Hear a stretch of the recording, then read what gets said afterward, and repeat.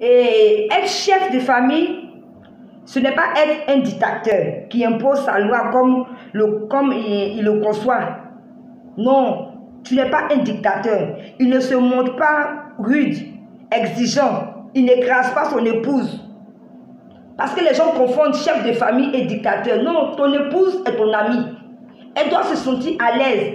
Et tu penses que si tu dois réussir toutes ces responsabilités que Dieu t'a données, c'est en étant ami avec ton épouse, en créant une atmosphère bien, en tout cas, comment je vais dire, tendre à la maison, où ton épouse est capable de venir se confier à toi. C'est comme ça que tu peux l'éduquer. C'est comme ça que tu peux dire non chérie, on ne fait pas ça. Chérie, voilà ce qu'on fait. Voilà ce que Dieu demande. Voilà ça. C'est quand l'atmosphère est bien disposée à la maison. Mais si tout le monde a peur de toi, tu es chien méchant. Quand tu quittes au travail, tout le monde, hey, chien méchant arrive. On se cache. C'est pas ça être un chef de famille. Voilà. On continue. Il se soucie du bien-être physique et spirituel de sa petite famille. Je l'ai déjà dit dans la première vidéo. Le chef de famille doit s'occuper spirituellement de son épouse. Tout ce qui concerne Dieu, c'est toi qui dois l'amener à craindre Dieu, à aimer Dieu. Souvent, si tu peux rencontrer une épouse qui est avancée spirituellement que toi, mais bon, c'est ensemble que vous allez arriver. Mais l'homme a la responsabilité de s'occuper spirituellement de son épouse, de ses enfants aussi, pas de son épouse seulement. Vous devez être en mesure d'avoir des cultes familiales à la maison les matins, les soirs. C'est important parce que les gens vivent comme ça. C'est ça qui va maintenir le couple, c'est la prière. C'est ça qui va maintenir le couple. Et je l'ai déjà dit aussi du côté physique aussi. L'homme aussi a la responsabilité du bien-être physique de sa petite famille, des enfants. Il y a des hommes qui refusent de payer l'école de leurs enfants, de les vêtir, de s'occuper de leurs enfants. Souvent, quand vous voyez que les femmes travaillent, vous laissez tout à la charge de la pauvre femme qui se débat. Même l'homme, même si... Voilà un truc qui est très important. On va arriver là. L'homme, même quand ta femme travaille, tu dois lui donner un argent de poche.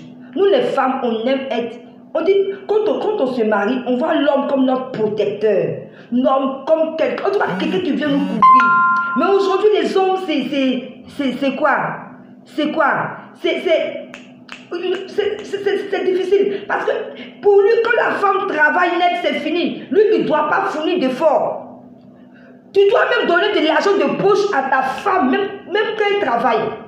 C'est une vérité absolue pour que ton couple soit équilibré. C'est toi qui es le chef de famille. Un chef de famille se sacrifie, prend soin et sert sa famille. Voilà, tu dois être en mesure de te sacrifier pour ta famille. Au fait, tu dois savoir que ta famille est en premier lieu. Tu as le souci du bien-être. Ton souci, quand tu t'assois, te demande, est-ce que cette famille que Dieu m'a donnée, mon épouse, mes enfants, est-ce qu'ils sont à l'aise? Est-ce que je joue mon rôle de père? Est-ce que je joue mon rôle de ce chef de famille? Tu dois te sacrifier pour le bien-être de ton épouse. Même quand bien même que tu sens que ton épouse, peut-être qu'elle a des défauts, tu dois la supporter. Dans la présence de Dieu, tu pries Dieu pour qu'elle soit transformée. On ne fuit pas. Parce qu'aujourd'hui, les hommes ont une chanson. Je trompe ma femme parce que, voilà, elle est ceci. Ma femme a changé. Ma femme ne fait plus la cuisine. Ma femme me refuse au lit. Ma femme fait tant. Non, le mariage, c'est pas ça. Je voudrais vous faire comprendre que le mariage est très profond.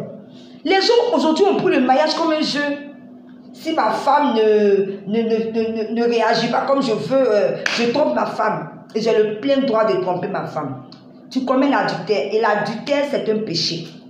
Tu ne dois pas commettre l'adultère. On dit, un chef de famille se sacrifie. Dans le sacrifice, il y a quoi? C'est de porter tous ces fardeaux-là.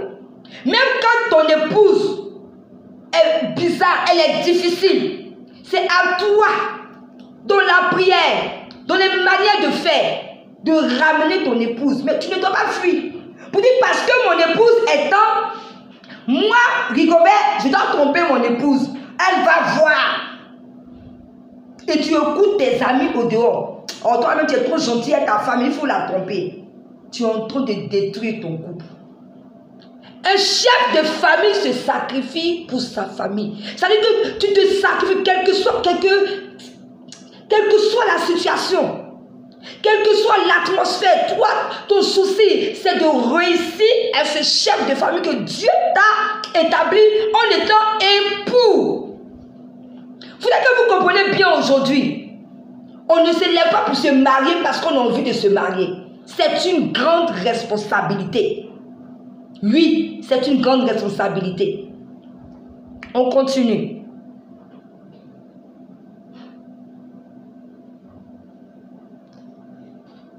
Des hommes même qui sont en couple, mais qui s'en fichent. Qui s'en fichent de leur épouse. Tu es responsable de tout ce qui ton épouse ressent émotionnellement, sentimentalement. Tu es responsable. Tu dois tout faire pour qu'elle se sente à l'aise dans la maison. Pour qu'elle se sente à l'aise avec toi. Les intérêts de ton épouse et tes enfants passent avant les siens. Ça veut dire que les intérêts de ton épouse, de tes enfants, les intérêts de la maison, tout ça passe avant toi. Et que quand tu prends ton salaire, tu commences à réfléchir, il faut que je paye la maison. Et si je ne vais pas payer ma maison, quand on met mes enfants au dehors, on met ma femme au dehors, ça sera un déshonneur. Je paye ma maison, je paye mes factures, je paye la popote. En fait, tu mets ta famille en priorité et après toi, tu viens le dernier. C'est ça qu'on appelle le sacrifice. Les intérêts de ton épouse, de tes enfants, doivent primer sur toi tes intérêts. C'est la vérité. C'est la vérité. Tu ne peux pas te lever, aller faire n'importe quoi de ton argent et puis ta femme souffre à la maison, tes enfants souffrent. Tu es un mauvais époux. Tu es un mauvais époux. Il faut que je vous dise la vérité, vous les hommes. Vous maltraitez trop vos femmes. Revenez à la raison. C'est parce que Dieu vous a demandé. Non. Aujourd'hui, c'est à vous que je donne des conseils. Et je suis vraiment sincère que je suis en train de vous les donner. Pour votre réussite en couple. Il y a trop de conneries dans le mariage. Vous êtes là, on peut divorcer, on peut divorcer. On ne divorce pas quand on se marie. Dans la Bible, on ne divorce pas quand on se marie. J'ai fait une vidéo là-dessus. On ne divorce pas. Quand même bien que vous êtes marié, que l'autre a commis une infidélité, on ne divorce pas.